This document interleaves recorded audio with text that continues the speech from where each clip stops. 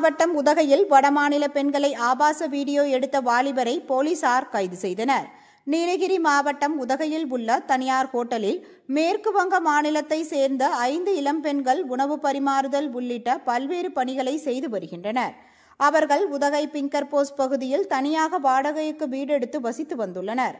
நேற்று முன்தினம் பணி முடிந்து வீட்டிற்கு திரும்பிய இளம் பெண்கள் வீட்டில் உடை மாற்றியுள்ளனர்.